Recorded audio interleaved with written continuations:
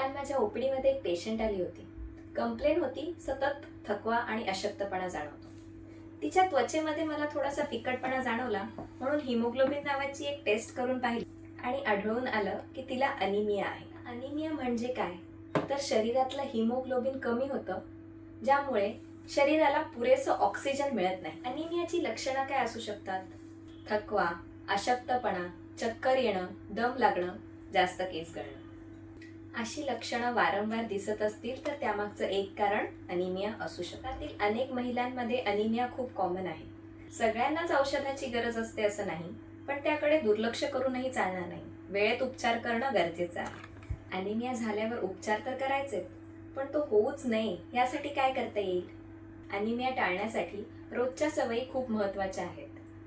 आहारात लोहयुक्त पदार्थ असायला हवेत, जसं की हिरव्या पालेभाज्या, चणे, डाळी, राजमा, खजूर इत्यादी. जेवणात व्हिटॅमिन सी असलेले पदार्थ घ्या, जसं की आवळा, संत्र, लिंबू. यामुळे आयर्न चांगलं शोषलं जातं. चहा किंवा कॉफी जेवणानंतर लगेच घेऊ नये, कारण त्यामुळे आयर्नचं शोषण कमी होतं आणि गरज असेल तेव्हा तपासणी करूनच गोळ्या घ्या. थोडी काळजी, योग्य आहार आणि वेळेत उपचार यामुळे अनिमिया नक्कीच टाळता येऊ शकतो.